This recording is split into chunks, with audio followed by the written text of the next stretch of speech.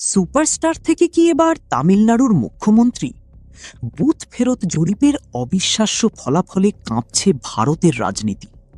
তামিল রাজনীতিতে থালাপতির ঝড়, বুথ ফেরত জরিপে চমক। তামিলনাড়ুর বিধানসভা নির্বাচনে এবার সব আলো কেড়ে নিয়েছেন দক্ষিণী সিনেমার মহাতারকা বিজয় থালাপতি। প্রথাগত রাজনীতির হিসেব নিকেশ পাল্টে দিয়ে তার নবগঠিত দল এক ঐতিহাসিক উত্থানের ইঙ্গিত দিচ্ছে। জরিপের সম্ভাব্য ফলাফল: বিভিন্ন সংস্থার বুথ ফেরত জরিপ অনুযায়ী বিজয়ের দল ২ অঙ্কের ভোট শেয়ার পেতে যাচ্ছে। তবে সবচেয়ে বড় চমক দেখিয়েছে অ্যাক্সিস মাই ইন্ডিয়া। তাদের জরিপ বলছে বিজয়ের দল এককভাবে ১২০টি আসন পর্যন্ত পেতে পারে।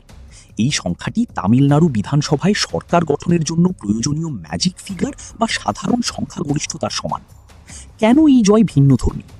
বিশ্লেষকরা বিজয় থালাপতির এই উত্থানকে এনটিআর, এমজিআর কিংবা জয়ললিতার মতো কিংবদন্তি তারকা রাজনীতিকদের সঙ্গে তুলনা করলেও এখানে কিছু মৌলিক পার্থক্য রয়েছে। একক লড়াই, কোনো প্রতিষ্ঠিত জোট ডিএমকে বা এআইডিএমকে সাহায্য ছাড়াই বিজয় ময়দানে নেমেছেন।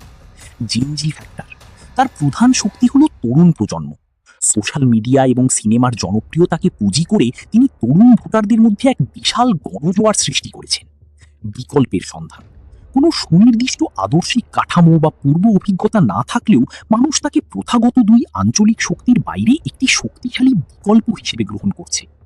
উপসংহার: তামিলনাড়ুর দ্বিপক্ষীয় রাজনীতির ইতিহাসে বিজয়ের এই প্রবেশ এক নতুন অধ্যায়ের সূচনা করতে যাচ্ছে। তিনি সরকার গড়তে পারুন বা না পারুন, বিশাল অঙ্কের এই ভোট প্রাপ্তি প্রমাণ করে যে দক্ষিণের মানুষ এখন পরিবর্তনের জন্য মুখিয়ে আছে। এখন দেখার বিষয় বাস্তবের ফলাফল সিনেমার পর্দার মতো বিজয়ের পক্ষে ব্লকবাস্টার হয় কিনা।